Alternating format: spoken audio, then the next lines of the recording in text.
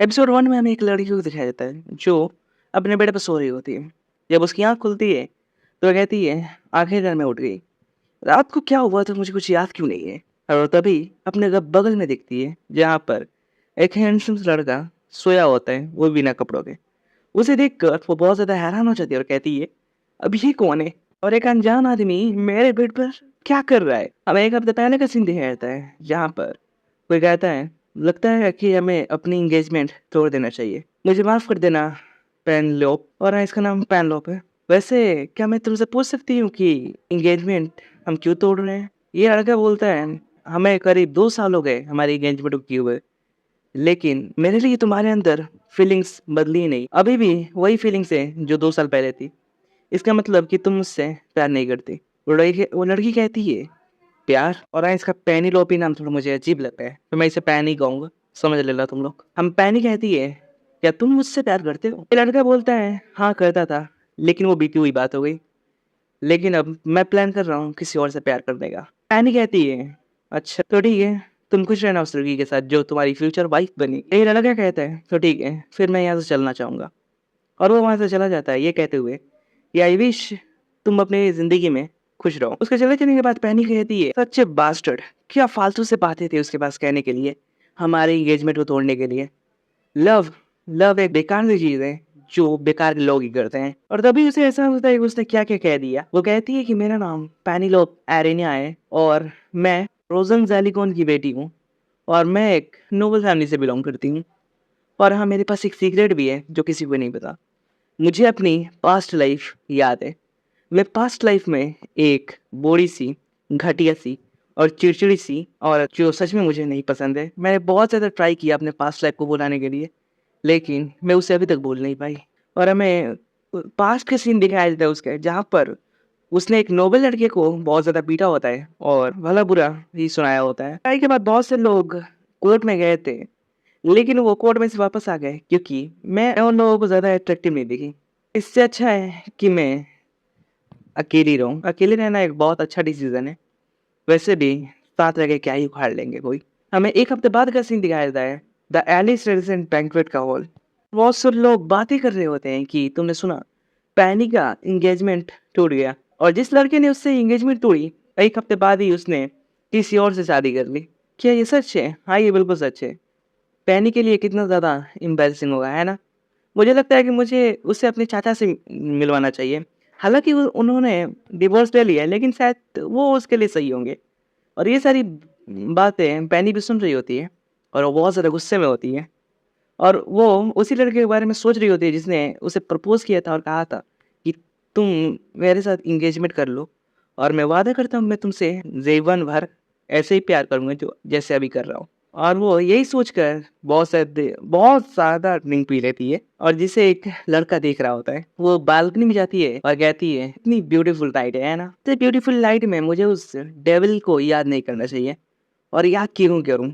जब भी मैं उसे याद करती हूँ, तो मेरा दिमाग खराब हो जाता है। और हमें दिखाया जाता है उस लड़के को जब उसने पैनी को प्रपोज़ किया था मैरिज के लिए और जब पैनी उसे पहली बार देखती है, तो वो मन में एक ही चीज़ सोचती है, कि इसका नाक बहुत ज़्यादा बड़ा है। वो लड़का कहता है, मैं तुमसे एंगेजमेंट करना चाहता हूँ। पैनी कहती है, सचमुच? वो लड़का कहता है, हाँ, आई प्रॉमिस मैं तुम्हें हमेशा अच्छी तरह से रखूँगा। पैनी सोचती है, वो मुझे हमेशा अच्छी तरह से रखेगा। हाँ, बेकार, सचमुच बहुत ज़्यादा बेकार है। और वो अपने भड़ास को निकालने के लिए ज़ोर से चिल्लाती है कि मैं दुआ करती हूँ कि तुम्हें कुत्ता काट ले। वैसे उसने जो बोला था, वो मैं नहीं बोल सकती क्योंकि मैं थोड़ा-सा फैमिली फ्रेंडली वीडियो डालता हूँ ना इसलिए। पैनी कहती है, अब मुझे अच्छा फ़ील हो रहा है। तभी उसे चक्कर आने लगते हैं और वो मन में सोचती है, शायद मुझे इतनी ड्रिंक नहीं पीना चाहिए और वो चक्कर खा के गिरने ही वाली होती है। तभी कोई हैंडसम सा बंदा आकर उसे होल्ड कर लेता है। तो ये लड़का कहता है, तुम एक नोबल फैमिली से बिलॉन्ग करती हो, फिर भी तुम्हारे अंदर किसी के लिए इतनी बुरी भावनाएँ क्यों हैं? पैनी होश में नहीं होती और धीरे से कहती है, तुम कौन हो? तो लड़का कहता है, क्या तुम मुझसे पूछ रही हो कि मैं कौन हूँ?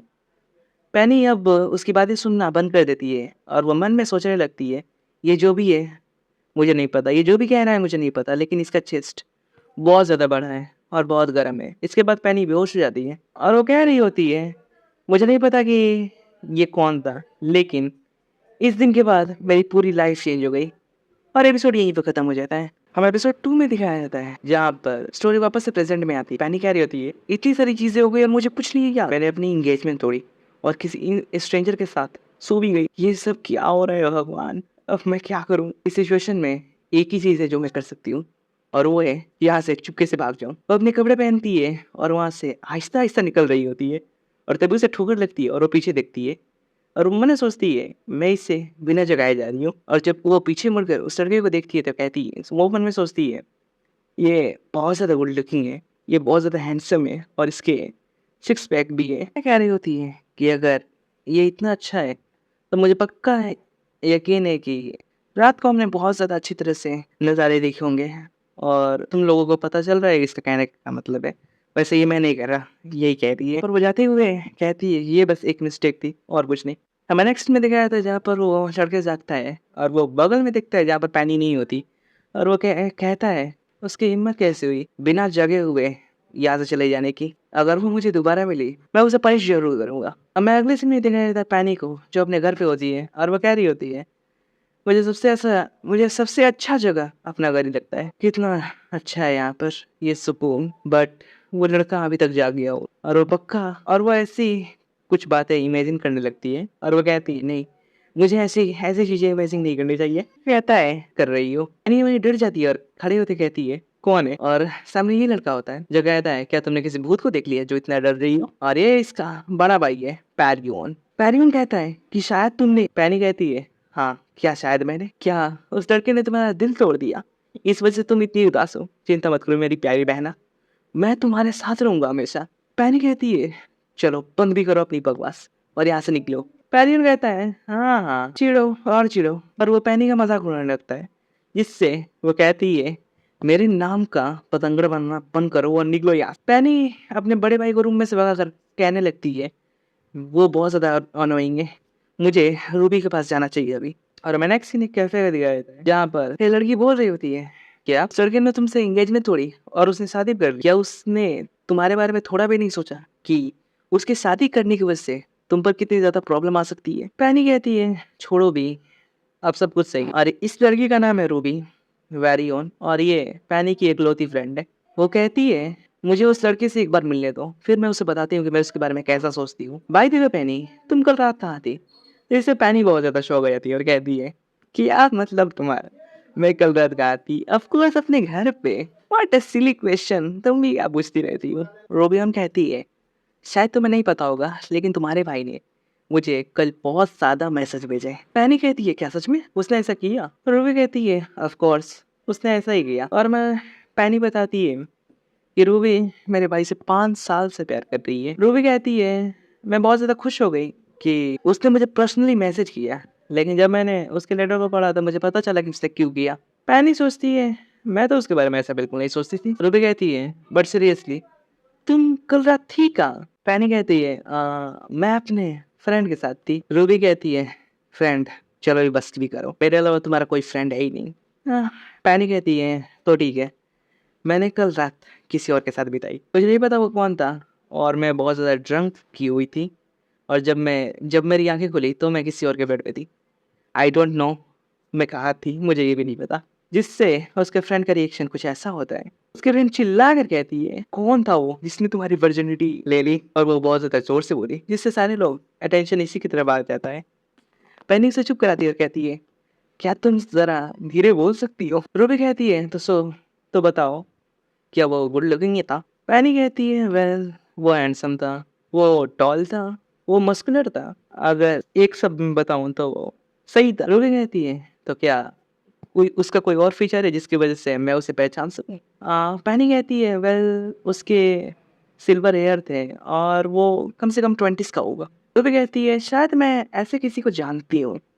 पैनी कहती है क्या मतलब है तुम्हारा, क्या तुम सच में जानती हो उसे। रूबी उसके कानों में आकर कुछ कहती है जिससे पैनी बहुत ज्यादा हैरान हो जाती है और वो कहती है क्या वो एम्परर हो सकते हैं।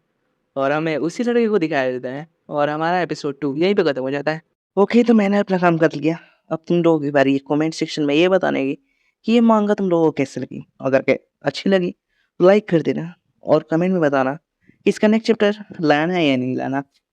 और हाँ मैं सबके कमेंट पढ़ता हूँ जिसमें बहुत सारे लोगों ने ये भी कहा है कि मैं पिछली माँगा को वापस से शुरू क्यों नहीं करता। उसे मैंने करने की बहुत बार सोचा है, लेकिन बहुत सारे लोग उस माँगा से अभी तक डिस्कनेक्ट भी हो गए होंगे।